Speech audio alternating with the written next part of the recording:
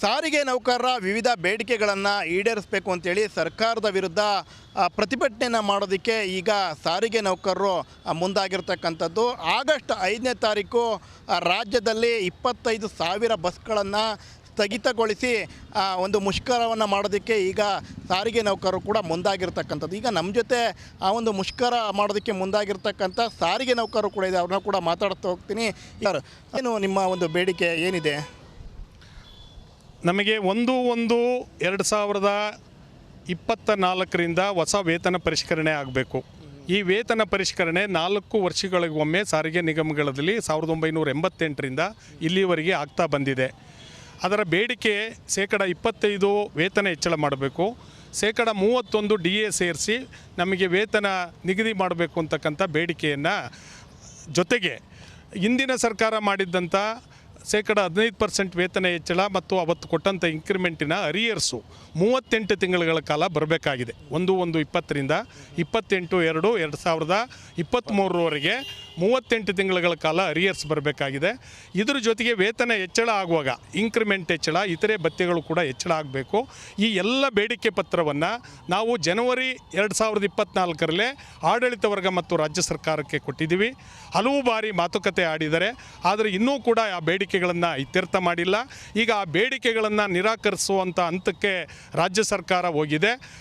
ಮಾನ್ಯ ಮುಖ್ಯಮಂತ್ರಿಗಳು ಕೂಡ ಮಾತನಾಡಿ ಆ ಬೇಡಿಕೆಯನ್ನು ಇತ್ಯರ್ಥ ಮಾಡಲಿಕ್ಕೆ ಸಕಾರಾತ್ಮಕವಾಗಿ ಮಾತನಾಡಿಲ್ಲ. ಈ ದಿಸೆಯಲ್ಲಿ ಸಾರಿಗೆ ನಿಗಮಗಳ ನೌಕರರು ಈಗಾಗಲೇ 18 ತಿಂಗಳುಗಳ ಕಾಲ ವೇತನ ಪರಿಷ್ಕರಣೆ ಆಗುವಂಥ ಅವಧಿ ಕಳೆದಿದೆ. ಆದ್ದರಿಂದ ನಮ್ಮ ಈ ಬೇಡಿಕೆಯನ್ನು ಇತ್ಯರ್ಥ ಮಾಡಬೇಕು ಅಂತೇಳಿ ನಾವು ಆಗಸ್ಟ್ 5ನೇ ತಾರೀಕಿನಿಂದ 23,000 ವಾಹನಗಳನ್ನು ಸ್ಥಗಿತ ಮಾಡಿ 1,15,000 ಜನ ನೌಕರರು ಕೆಲಸ ಸ್ಥಗಿತ ಮಾಡಿ ಮುಷ್ಕರವನ್ನು ನಡೆಸ್ತಾ ಇದ್ದೀವಿ. ಈ ಮುಷ್ಕರಕ್ಕೆ ಅಧಿಕಾರಿಗಳು ಮತ್ತು ಇತರೆ ಎಲ್ಲ ಸಂಘಟನೆಗಳು, ಸಂಸ್ಥೆಯಲ್ಲಿರ್ತಕ್ಕಂಥ ಎಲ್ಲ ಸಂಘಟನೆಗಳು ಈಗ ಮುಷ್ಕರಕ್ಕೆ ಬೆಂಬಲಿಸಿದರೆ ಜಂಟಿ ಕ್ರಿಯಾ ಸಮಿತಿ ಇದರ ನಾಯಕತ್ವವನ್ನು ಕೊಟ್ಟಿದೆ.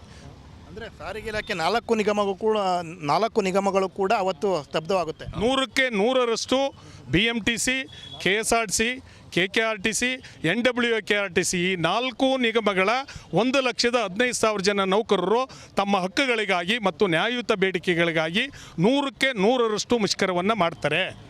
ಈ ಮಧ್ಯೆ ರಾಜ್ಯ ಸರ್ಕಾರಿ ನೌಕರರಿಗೆ ವೇತನ ಹೆಚ್ಚಳ ಮಾಡಿದ್ದಾರೆ. ಅವ್ರಿಗೂ ನಮಗೂ ಕನಿಷ್ಠ ನಮಗೆ 18,000 ಇರುವಂಥ ಕಡೆ ಅವ್ರಿಗೆ 28,000 ರೂಪಾಯಿ ಇದೆ. ಸಾರಿಗೆ ನಿಗಮಗಳ ಏನು ನೌಕರರು ಹಗಲು ರಾತ್ರಿ ಹಬ್ಬ ಹರಿದಿನಗಳಲ್ಲದೆ ಸರ್ಕಾರದ ಶಕ್ತಿ ಯೋಜನೆಯನ್ನು ನಾವು ಜಾರಿ ಮಾಡಿದ್ದೀವಿ. ಮಾನ್ಯ ಸಿದ್ದರಾಮಯ್ಯನವರು 500 ಕೋಟಿ ಮಹಿಳೆಯರಿಗೆ ನಾವು ಟಿಕೆಟ್ ಕೊಟ್ಟಿದ್ದೀವಿ ಅಂತ 500 ಕೋಟಿ ನಂತರ ಒಂದು ಟಿಕೆಟ್ ಕೊಟ್ಟಿದ್ದಾರೆ.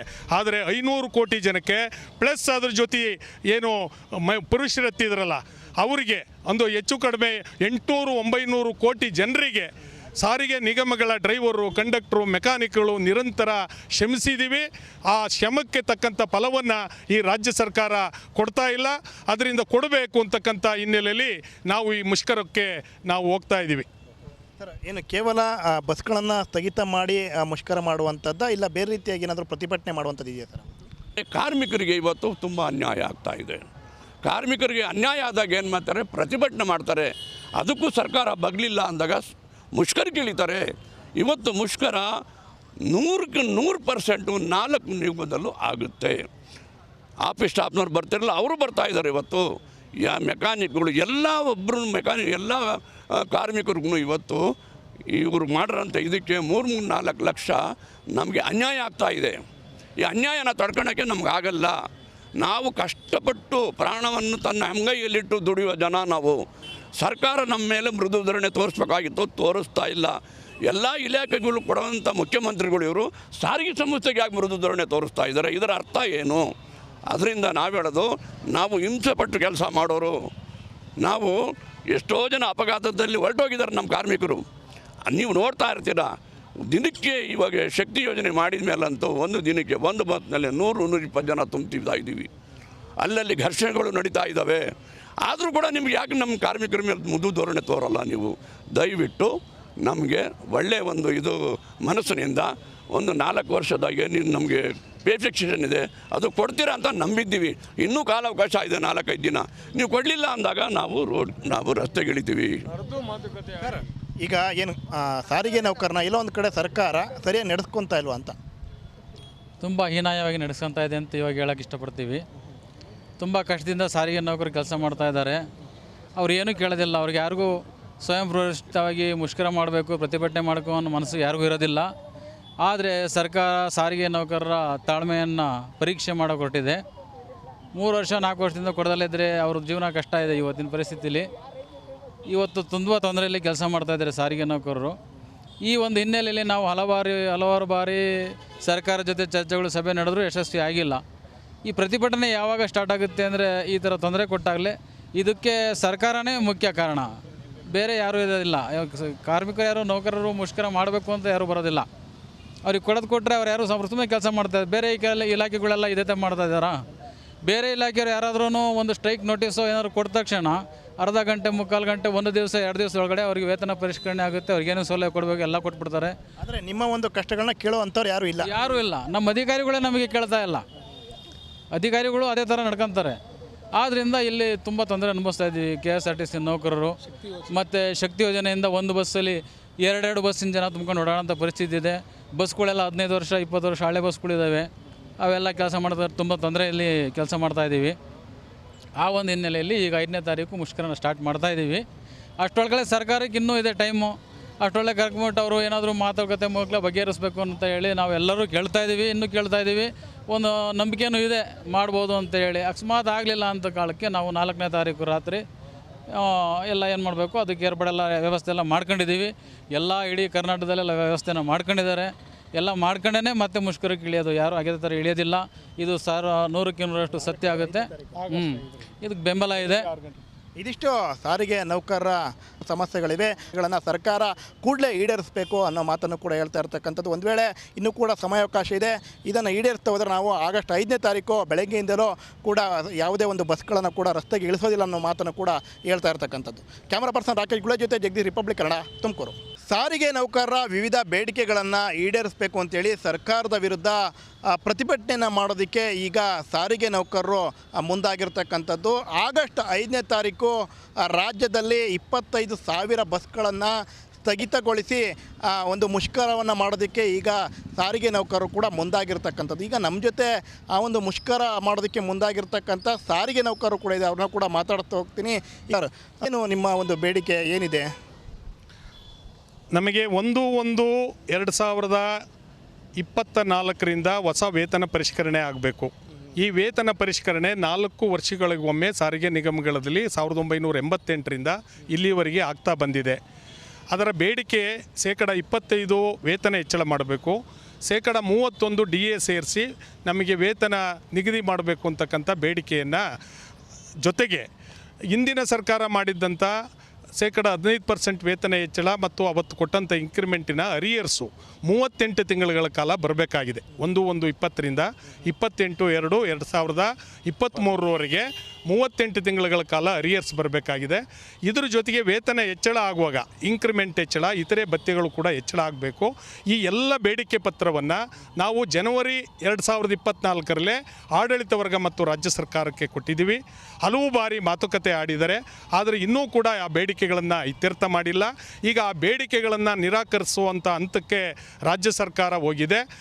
ಮಾನ್ಯ ಮುಖ್ಯಮಂತ್ರಿಗಳು ಕೂಡ ಮಾತನಾಡಿ ಆ ಬೇಡಿಕೆಯನ್ನು ಇತ್ಯರ್ಥ ಮಾಡಲಿಕ್ಕೆ ಸಕಾರಾತ್ಮಕವಾಗಿ ಮಾತನಾಡಿಲ್ಲ. ಈ ದಿಸೆಯಲ್ಲಿ ಸಾರಿಗೆ ನಿಗಮಗಳ ನೌಕರರು ಈಗಾಗಲೇ 18 ತಿಂಗಳುಗಳ ಕಾಲ ವೇತನ ಪರಿಷ್ಕರಣೆ ಆಗುವಂಥ ಅವಧಿ ಕಳೆದಿದೆ. ಆದ್ದರಿಂದ ನಮ್ಮ ಈ ಬೇಡಿಕೆಯನ್ನು ಇತ್ಯರ್ಥ ಮಾಡಬೇಕು ಅಂತೇಳಿ ನಾವು ಆಗಸ್ಟ್ 5ನೇ ತಾರೀಕಿನಿಂದ 23,000 ವಾಹನಗಳನ್ನು ಸ್ಥಗಿತ ಮಾಡಿ 1,15,000 ಜನ ನೌಕರರು ಕೆಲಸ ಸ್ಥಗಿತ ಮಾಡಿ ಮುಷ್ಕರವನ್ನು ನಡೆಸ್ತಾ ಇದ್ದೀವಿ. ಈ ಮುಷ್ಕರಕ್ಕೆ ಅಧಿಕಾರಿಗಳು ಮತ್ತು ಇತರೆ ಎಲ್ಲ ಸಂಘಟನೆಗಳು, ಸಂಸ್ಥೆಯಲ್ಲಿರ್ತಕ್ಕಂಥ ಎಲ್ಲ ಸಂಘಟನೆಗಳು ಈಗ ಮುಷ್ಕರಕ್ಕೆ ಬೆಂಬಲಿಸಿದರೆ ಜಂಟಿ ಕ್ರಿಯಾ ಸಮಿತಿ ಇದರ ನಾಯಕತ್ವವನ್ನು ಕೊಟ್ಟಿದೆ. ಅಂದರೆ ಸಾರಿಗೆ ಇಲಾಖೆ 4 ನಿಗಮಗಳು ಕೂಡ ಅವತ್ತು ಸ್ತಬ್ಧವಾಗುತ್ತೆ. 100ಕ್ಕೆ 100ರಷ್ಟು BMTC, KSRTC, KKRTC, NWKRTC ಈ 4 ನಿಗಮಗಳ 1,15,000 ಜನ ನೌಕರರು ತಮ್ಮ ಹಕ್ಕುಗಳಿಗಾಗಿ ಮತ್ತು ನ್ಯಾಯಯುತ ಬೇಡಿಕೆಗಳಿಗಾಗಿ 100ಕ್ಕೆ 100ರಷ್ಟು ಮುಷ್ಕರವನ್ನು ಮಾಡ್ತಾರೆ. ಈ ಮಧ್ಯೆ ರಾಜ್ಯ ಸರ್ಕಾರಿ ನೌಕರರಿಗೆ ವೇತನ ಹೆಚ್ಚಳ ಮಾಡಿದ್ದಾರೆ. ಅವ್ರಿಗೂ ನಮಗೂ ಕನಿಷ್ಠ ನಮಗೆ 18,000 ಇರುವಂಥ ಕಡೆ ಅವ್ರಿಗೆ 28,000 ರೂಪಾಯಿ ಇದೆ. ಸಾರಿಗೆ ನಿಗಮಗಳ ಏನು ನೌಕರರು ಹಗಲು ರಾತ್ರಿ ಹಬ್ಬ ಹರಿದಿನಗಳಲ್ಲದೆ ಸರ್ಕಾರದ ಶಕ್ತಿ ಯೋಜನೆಯನ್ನು ನಾವು ಜಾರಿ ಮಾಡಿದ್ದೀವಿ. ಮಾನ್ಯ ಸಿದ್ದರಾಮಯ್ಯನವರು 500 ಕೋಟಿ ಮಹಿಳೆಯರಿಗೆ ನಾವು ಟಿಕೆಟ್ ಕೊಟ್ಟಿದ್ದೀವಿ ಅಂತ 500 ಕೋಟಿ ನಂತರ ಒಂದು ಟಿಕೆಟ್ ಕೊಟ್ಟಿದ್ದಾರೆ. ಆದರೆ 500 ಕೋಟಿ ಜನಕ್ಕೆ ಪ್ಲಸ್ ಅದ್ರ ಜೊತೆ ಏನು ಪುರುಷರೆತ್ತಿದ್ರಲ್ಲ ಅವರಿಗೆ ಒಂದು ಹೆಚ್ಚು ಕಡಿಮೆ 800-900 ಕೋಟಿ ಜನರಿಗೆ ಸಾರಿಗೆ ನಿಗಮಗಳ ಡ್ರೈವರು, ಕಂಡಕ್ಟ್ರು, ಮೆಕ್ಯಾನಿಕ್ಗಳು ನಿರಂತರ ಶ್ರಮಿಸಿದ್ದೀವಿ. ಆ ಶ್ರಮಕ್ಕೆ ತಕ್ಕಂಥ ಫಲವನ್ನು ಈ ರಾಜ್ಯ ಸರ್ಕಾರ ಕೊಡ್ತಾ ಇಲ್ಲ. ಅದರಿಂದ ಕೊಡಬೇಕು ಅಂತಕ್ಕಂಥ ಹಿನ್ನೆಲೆಯಲ್ಲಿ ನಾವು ಈ ಮುಷ್ಕರಕ್ಕೆ ನಾವು ಹೋಗ್ತಾ ಇದ್ದೀವಿ. ಸರ್, ಏನು ಕೇವಲ ಬಸ್ಗಳನ್ನು ಸ್ಥಗಿತ ಮಾಡಿ ಮುಷ್ಕರ ಮಾಡುವಂಥದ್ದು, ಇಲ್ಲ ಬೇರೆ ರೀತಿಯಾಗಿ ಏನಾದರೂ ಪ್ರತಿಭಟನೆ ಮಾಡುವಂಥದ್ದು ಇದೆಯಾ ಸರ್? ಕಾರ್ಮಿಕರಿಗೆ ಇವತ್ತು ತುಂಬ ಅನ್ಯಾಯ ಆಗ್ತಾ ಇದೆ. ಕಾರ್ಮಿಕರಿಗೆ ಅನ್ಯಾಯ ಆದಾಗ ಏನು ಮಾಡ್ತಾರೆ, ಪ್ರತಿಭಟನೆ ಮಾಡ್ತಾರೆ. ಅದಕ್ಕೂ ಸರ್ಕಾರ ಬಗ್ಲಿಲ್ಲ ಅಂದಾಗ ಮುಷ್ಕರಕ್ಕೆ ಇಳಿತಾರೆ. ಇವತ್ತು ಮುಷ್ಕರ 100% 4 ನಿಗಮದಲ್ಲೂ ಆಗುತ್ತೆ. ಆಫೀಸ್ ಸ್ಟಾಫ್ನವ್ರು ಬರ್ತಿರಲ್ಲ, ಅವರು ಬರ್ತಾ ಇದ್ದಾರೆ. ಇವತ್ತು ಮೆಕ್ಯಾನಿಕ್ಗಳು ಎಲ್ಲ ಎಲ್ಲ ಕಾರ್ಮಿಕರಿಗೂ ಇವತ್ತು ಇವರು ಮಾಡಿರೋಂಥ ಇದಕ್ಕೆ 3-4 ಲಕ್ಷ ನಮಗೆ ಅನ್ಯಾಯ ಆಗ್ತಾ ಇದೆ. ಈ ಅನ್ಯಾಯನ ತಡ್ಕೊಳಕ್ಕೆ ನಮ್ಗೆ ಆಗಲ್ಲ. ನಾವು ಕಷ್ಟಪಟ್ಟು ಪ್ರಾಣವನ್ನು ತನ್ನ ಅಂಗೈಯಲ್ಲಿಟ್ಟು ದುಡಿಯುವ ಜನ ನಾವು. ಸರ್ಕಾರ ನಮ್ಮ ಮೇಲೆ ಮೃದು ಧೋರಣೆ ತೋರಿಸ್ಬೇಕಾಗಿತ್ತು, ತೋರಿಸ್ತಾ ಇಲ್ಲ. ಎಲ್ಲ ಇಲಾಖೆಗಳು ಕೊಡುವಂಥ ಮುಖ್ಯಮಂತ್ರಿಗಳು ಇವರು ಸಾರಿಗೆ ಸಂಸ್ಥೆಗೆ ಯಾಕೆ ಮೃದು ಧೋರಣೆ ತೋರಿಸ್ತಾ ಇದ್ದಾರೆ? ಇದರ ಅರ್ಥ ಏನು? ಅದರಿಂದ ನಾವು ಹೇಳೋದು, ನಾವು ಹಿಂಸೆ ಪಟ್ಟು ಕೆಲಸ ಮಾಡೋರು. ನಾವು ಎಷ್ಟೋ ಜನ ಅಪಘಾತದಲ್ಲಿ ಹೊರಟೋಗಿದ್ದಾರೆ ನಮ್ಮ ಕಾರ್ಮಿಕರು. ನೀವು ನೋಡ್ತಾ ಇರ್ತೀರ. ದಿನಕ್ಕೆ ಇವಾಗ ಶಕ್ತಿ ಯೋಜನೆ ಮಾಡಿದ ಮೇಲಂತೂ ಒಂದು ದಿನಕ್ಕೆ ಒಂದು ಬಸ್ನಲ್ಲಿ 100-120 ಜನ ತುಂಬ್ತಾ ಇದ್ದೀವಿ. ಅಲ್ಲಲ್ಲಿ ಘರ್ಷಣೆಗಳು ನಡೀತಾ ಇದ್ದಾವೆ. ಆದರೂ ಕೂಡ ನಿಮ್ಗೆ ಯಾಕೆ ನಮ್ಮ ಕಾರ್ಮಿಕರ ಮೇಲೆ ಮೃದು ಧೋರಣೆ ತೋರಲ್ಲ? ನೀವು ದಯವಿಟ್ಟು ನಮಗೆ ಒಳ್ಳೆಯ ಒಂದು ಇದು ಮನಸ್ಸಿನಿಂದ ಒಂದು 4 ವರ್ಷದಾಗೆ ನೀವು ನಮಗೆ ಪೇ ಫಿಕ್ಸೇಷನ್ ಇದೆ, ಅದು ಕೊಡ್ತೀರಾ ಅಂತ ನಂಬಿದ್ದೀವಿ. ಇನ್ನೂ ಕಾಲಾವಕಾಶ ಇದೆ 4-5 ದಿನ. ನೀವು ಕೊಡಲಿಲ್ಲ ಅಂದಾಗ ನಾವು ರಸ್ತೆಗಿಳಿತೀವಿ. ಈಗ ಏನು ಸಾರಿಗೆ ನೌಕರನ ಎಲ್ಲೋ ಒಂದು ಕಡೆ ಸರ್ಕಾರ ಸರಿಯಾಗಿ ನಡೆಸ್ಕೊತಾ ಇಲ್ವಾ ಅಂತ? ತುಂಬ ಹೀನಾಯವಾಗಿ ನಡೆಸ್ಕೊತಾ ಇದೆ ಅಂತ ಇವಾಗ ಹೇಳೋಕ್ಕೆ ಇಷ್ಟಪಡ್ತೀವಿ. ತುಂಬ ಕಷ್ಟದಿಂದ ಸಾರಿಗೆ ನೌಕರು ಕೆಲಸ ಮಾಡ್ತಾ ಇದ್ದಾರೆ. ಅವ್ರು ಏನೂ ಕೇಳೋದಿಲ್ಲ. ಅವ್ರಿಗೆ ಯಾರಿಗೂ ಸ್ವಯಂ ಪ್ರೇರಿತವಾಗಿ ಮುಷ್ಕರ ಮಾಡಬೇಕು, ಪ್ರತಿಭಟನೆ ಮಾಡಬೇಕು ಅನ್ನೋ ಮನಸ್ಸು ಯಾರಿಗೂ ಇರೋದಿಲ್ಲ. ಆದರೆ ಸರ್ಕಾರ ಸಾರಿಗೆ ನೌಕರರ ತಾಳ್ಮೆಯನ್ನು ಪರೀಕ್ಷೆ ಮಾಡೋಕೆ ಹೊರಟಿದೆ. 3 ವರ್ಷ 4 ವರ್ಷದಿಂದ ಕೊಡದಲ್ಲಿದ್ದರೆ ಅವ್ರ ಜೀವನ ಕಷ್ಟ ಇದೆ. ಇವತ್ತಿನ ಪರಿಸ್ಥಿತಿಲಿ ಇವತ್ತು ತುಂಬ ತೊಂದರೆಯಲ್ಲಿ ಕೆಲಸ ಮಾಡ್ತಾಯಿದ್ದಾರೆ ಸಾರಿಗೆ ನೌಕರರು. ಈ ಒಂದು ಹಿನ್ನೆಲೆಯಲ್ಲಿ ನಾವು ಹಲವಾರು ಬಾರಿ ಸರ್ಕಾರ ಜೊತೆ ಚರ್ಚೆಗಳು, ಸಭೆ ನಡೆದರೂ ಯಶಸ್ವಿ ಆಗಿಲ್ಲ. ಈ ಪ್ರತಿಭಟನೆ ಯಾವಾಗ ಸ್ಟಾರ್ಟ್ ಆಗುತ್ತೆ ಅಂದರೆ ಈ ಥರ ತೊಂದರೆ ಕೊಟ್ಟಾಗಲೇ. ಇದಕ್ಕೆ ಸರ್ಕಾರನೇ ಮುಖ್ಯ ಕಾರಣ, ಬೇರೆ ಯಾರೂ ಇರೋದಿಲ್ಲ. ಕಾರ್ಮಿಕರು ಯಾರು, ನೌಕರರು ಮುಷ್ಕರ ಮಾಡಬೇಕು ಅಂತ ಯಾರೂ ಬರೋದಿಲ್ಲ. ಅವ್ರಿಗೆ ಕೊಟ್ಟರೆ ಅವ್ರು ಯಾರು ಸುಮ್ಮನೆ ಕೆಲಸ ಮಾಡ್ತಾಯಿದ್ದಾರೆ. ಬೇರೆ ಇಲಾಖೆಗಳೆಲ್ಲ ಇದೇ ಥರ ಮಾಡ್ತಾಯಿದ್ದಾರಾ? ಬೇರೆ ಇಲಾಖೆಯವರು ಯಾರಾದ್ರೂ ಒಂದು ಸ್ಟ್ರೈಕ್ ನೋಟಿಸು ಏನಾದ್ರು ಕೊಟ್ಟ ತಕ್ಷಣ ಅರ್ಧ ಗಂಟೆ, 3/4 ಗಂಟೆ, 1 ದಿವಸ 2 ದಿವಸ ಒಳಗಡೆ ಅವ್ರಿಗೆ ವೇತನ ಪರಿಷ್ಕರಣೆ ಆಗುತ್ತೆ. ಅವ್ರಿಗೇನು ಸೌಲಭ್ಯ ಕೊಡಬೇಕು ಎಲ್ಲ ಕೊಟ್ಬಿಡ್ತಾರೆ. ಆದರೆ ನಿಮ್ಮ ಒಂದು ಕಷ್ಟಗಳನ್ನ ಕೇಳೋ ಅಂಥವ್ರು ಯಾರೂ ಇಲ್ಲ. ನಮ್ಮ ಅಧಿಕಾರಿಗಳೇ ನಮಗೆ ಕೇಳ್ತಾ ಇಲ್ಲ. ಅಧಿಕಾರಿಗಳು ಅದೇ ಥರ ನಡ್ಕೊತಾರೆ. ಆದ್ದರಿಂದ ಇಲ್ಲಿ ತುಂಬ ತೊಂದರೆ ಅನುಭವಿಸ್ತಾ ಇದ್ದೀವಿ KSRTC ನೌಕರರು. ಮತ್ತು ಶಕ್ತಿ ಯೋಜನೆಯಿಂದ ಒಂದು ಬಸ್ಸಲ್ಲಿ 2 ಬಸ್ಸಿನ ಜನ ತುಂಬ್ಕೊಂಡು ಓಡಾಡೋಂಥ ಪರಿಸ್ಥಿತಿ ಇದೆ. ಬಸ್ಗಳೆಲ್ಲ 15 ವರ್ಷ 20 ವರ್ಷ ಹಳೆ ಬಸ್ಗಳಿದ್ದಾವೆ. ಅವೆಲ್ಲ ಕೆಲಸ ಮಾಡ್ತಾರೆ. ತುಂಬ ತೊಂದರೆಯಲ್ಲಿ ಕೆಲಸ ಮಾಡ್ತಾಯಿದ್ದೀವಿ. ಆ ಒಂದು ಹಿನ್ನೆಲೆಯಲ್ಲಿ ಈಗ 5ನೇ ತಾರೀಕು ಮುಷ್ಕರನ ಸ್ಟಾರ್ಟ್ ಮಾಡ್ತಾಯಿದ್ದೀವಿ. ಅಷ್ಟೊಳಗಡೆ ಸರ್ಕಾರಕ್ಕೆ ಇನ್ನೂ ಇದೆ ಟೈಮು. ಅಷ್ಟೊಳಗೆ ಕರ್ಕೊಂಬಿಟ್ಟು ಅವರು ಏನಾದರೂ ಮಾತುಕತೆ ಮೂಲಕ ಬಗೆಹರಿಸಬೇಕು ಅಂತ ಹೇಳಿ ನಾವೆಲ್ಲರೂ ಕೇಳ್ತಾ ಇದ್ದೀವಿ. ಒಂದು ನಂಬಿಕೆಯೂ ಇದೆ ಮಾಡ್ಬೋದು ಅಂತ ಹೇಳಿ. ಅಕಸ್ಮಾತ್ ಆಗಲಿಲ್ಲ ಅಂತ ಕಾಲಕ್ಕೆ ನಾವು 4ನೇ ತಾರೀಕು ರಾತ್ರಿ ಎಲ್ಲ ಏನು ಮಾಡಬೇಕು ಅದಕ್ಕೆ ಏರ್ಪಡೆಲ್ಲ ವ್ಯವಸ್ಥೆ ಎಲ್ಲ ಮಾಡ್ಕೊಂಡಿದ್ದೀವಿ. ಎಲ್ಲ ಇಡೀ ಕರ್ನಾಟಕದಲ್ಲೆಲ್ಲ ವ್ಯವಸ್ಥೆನ ಮಾಡ್ಕೊಂಡಿದ್ದಾರೆ. ಎಲ್ಲ ಮಾಡ್ಕೊಂಡೇ ಮತ್ತೆ ಮುಷ್ಕರಕ್ಕೆ ಇಳಿಯೋದು. ಯಾರು ಅದೇ ಥರ ಇಳಿಯೋದಿಲ್ಲ. ಇದು 100ಕ್ಕೆ 100% ಸತ್ಯ ಆಗುತ್ತೆ. ಇದಕ್ಕೆ ಬೆಂಬಲ ಇದೆ. ಇದಿಷ್ಟು ಸಾರಿಗೆ ನೌಕರರ ಸಮಸ್ಯೆಗಳಿವೆ. ಇವುಗಳನ್ನು ಸರ್ಕಾರ ಕೂಡಲೇ ಈಡೇರಿಸಬೇಕು ಅನ್ನೋ ಮಾತನ್ನು ಕೂಡ ಹೇಳ್ತಾ ಇರ್ತಕ್ಕಂಥದ್ದು. ಒಂದು ವೇಳೆ ಇನ್ನೂ ಕೂಡ ಸಮಯಾವಕಾಶ ಇದೆ. ಇದನ್ನು ಈಡೇರಿಸ್ತಾ ಹೋದರೆ ನಾವು ಆಗಸ್ಟ್ 5ನೇ ತಾರೀಕು ಬೆಳಗ್ಗೆಯಿಂದಲೂ ಕೂಡ ಯಾವುದೇ ಒಂದು ಬಸ್ಗಳನ್ನು ಕೂಡ ರಸ್ತೆಗೆ ಇಳಿಸೋದಿಲ್ಲ ಅನ್ನೋ ಮಾತನ್ನು ಕೂಡ ಹೇಳ್ತಾ ಇರ್ತಕ್ಕಂಥದ್ದು. ಕ್ಯಾಮರಾ ಪರ್ಸನ್ ರಾಕೇಶ್ ಗುಳೆ ಜೊತೆ ಜಗದೀಶ್, ರಿಪಬ್ಲಿಕ್ ಕನ್ನಡ, ತುಮಕೂರು.